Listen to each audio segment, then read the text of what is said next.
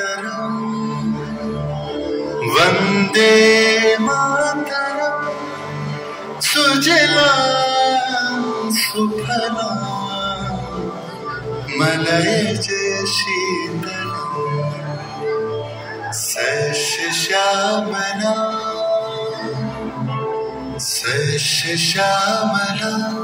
मातरम वंदे मातरम। 1908 সালের 11ই আগস্ট কিংসফোর্ডে বন্দে মাতরম বলার দোষে যে বালককে বেত মারার হুকুম দিলেন ব্রিটিশ সরকার, তারই পক্ষে দাঁড়িয়ে ক্ষুদিরাম বসু ও প্রফুল্ল চাকি সাহেবের ফিটন গাড়ি লক্ষ্য করে বোমা চালালেন মুজফ্ফরপুরে। সাহেব নিহত হলেন না, তবু নাবালক ক্ষুদিরামকে ফাঁসির হুকুম দেয়া হল। জননী গুলো তুলে বক্ষে শান্তনবাস দেহ তুলে চোখে কাঁদিছে তব চরণ তলে 30 কোটি নরনারী।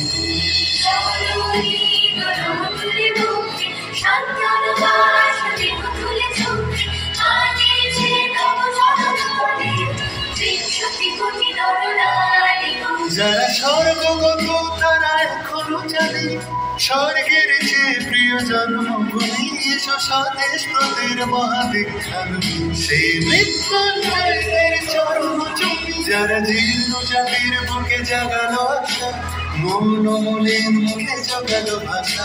আজি রক্ত কমলে গাথা মাল্য বিজয় লক্ষ্মী দেবতাদের গলে মুক্তির মন্দির সমাগমে কত প্রাণ হলো বলিয়া লেখা আছে অশ্রু জলে। 9 সেপ্টেম্বর 1915 ইংরেজদের সঙ্গে সম্মুখ সমরের স্বাধীনতা ছিনিয়ে নিতে অস্ত্র আনার পরিকল্পনা করেন যতীন্দ্রনাথ মুখোপাধ্যায়। বালেশ্বরে সঙ্গীদের নিয়ে জাহাজ থেকে সেই অস্ত্র নামাতে গেলে ইংরেজ বাহিনী তাদের ঘিরে ফেলে। বুড়িমালমের তীরে লড়াই বাঁধে বিরাট ইংরেজ বাহিনী বনাম বাঘা যতীন ও তার 4 সতীর্থদের। এককালে শুধু ভোজালি হাতে যিনি বাঘ মেরেছিলেন, সেই বীর সেদিন লুটিয়ে পড়লেন। আমি হাসি হাসি পড়ব ফাঁসি দেখবে ভারতবাসী। ও মা হাসি হাসি পড়ব ফাঁসি দেখবে ভারতবাসী। একবার বিদায় দে মা ঘুরে আসি।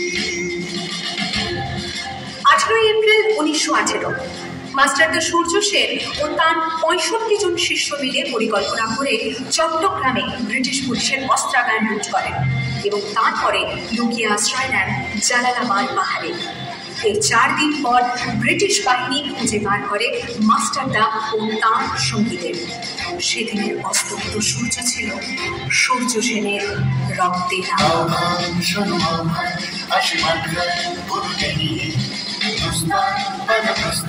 ফেলে বন্যার মতো বেরিয়ে আহ্বান শোনো আহ্বান হাসি মানখান বেরিয়ে দুস্তান পাতা দুস্তান ফেলে বন্যার মতো বেরিয়ে যুগ সঞ্চিত শক্তি দিয়েছে সারা হিমগির সংলতি সূর্যের সারা যাত্রা শুরু করছে ছুটে দুর্বার বেগে দুটিনি হত্যা চলে হত্যা কাছে মুক্ত সদনটিনি যাত্রা শুরু করছে ছুটে দুর্বার বেগে দুটিনি হত্যা চলে হত্যা কাছে মুক্ত সদনটিনি। এই শুধু শুধু যে নবপ্রাণে জেগেছে রণসাজে সেজেছে অধিকার অর্জনে। এই শুধু শুধু যে নবপ্রাণে জেগেছে রণসাজে সেজেছে অধিকার।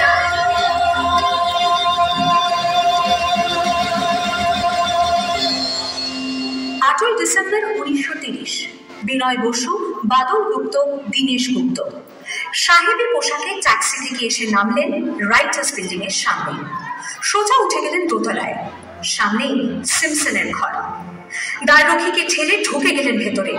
বন্দুকের আওয়াজে গর্জে উঠল রাইটার্স। লুটিয়ে পড়লেন সিমসন। এরপর রাইটার্স বিল্ডিং এর অলিন্দ বারবার গর্জে উঠল বিপ্লবীদের গুলির শব্দে।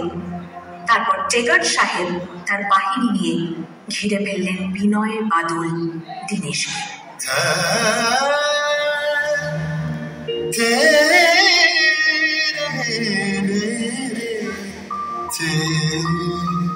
দুর্গমগিরি কান্দার মরুদস্তর বারবার লুঙ্গিতে হবে রাত্রি নিশীতে যাত্রীরা বসিয়া। 24 সেপ্টেম্বর 1932 মাস্টারদা সূর্য সেনের মন্ত্রে দীক্ষিত প্রীতিলতা ওয়াদেদার 15 জন সশস্ত্র বিপ্লবীকে নিয়ে পাহাড়তলি ইউরোপিয়ান ক্লাব আক্রমণ করে আগুন ধরিয়ে দিলেন। ভারতীয় ইতিহাসের স্বাভিমানী মহারানীদের মতো নিজের আত্মমর্যাদা অক্ষুণ্ণ রাখতে সেদিন প্রীতিলতা ওয়াদেদার পটাশিয়াম সায়ানাইড খেয়েছিলেন ব্রিটিশ পুলিশদের সামনে।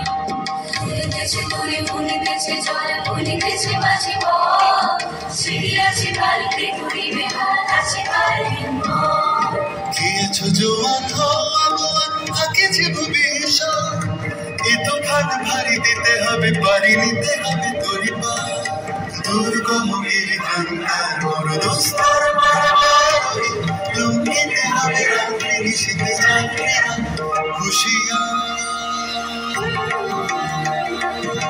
29 সেপ্টেম্বর 1942 তমলুকের মাটিতে কয়েক হাজার ভারতীয়কে নিয়ে যিনি পুলিশ স্টেশন ঘেরাও করার লক্ষ্যে হেঁটেছিলেন, সেই সত্তরোর্ধ মাতঙ্গিনী হাজরা পুলিশের নির্মম গুলিচালনা ও লাঠিচার্জ সত্ত্বেও তার হাতের পতাকাটি মাটিতে লুটতে দেননি। আর ঠিক তার পরের বছর 1943-এর 30 ডিসেম্বর জাপান সরকারের অধীনে থাকা আন্দামান দ্বীপ সেদিন হস্তান্তর করা হলো ইন্ডিয়ান ন্যাশনাল আর্মিকে। পোর্ট ব্লেয়ারের মাঠে তিরঙ্গা পতাকা তুললেন সুভাষচন্দ্র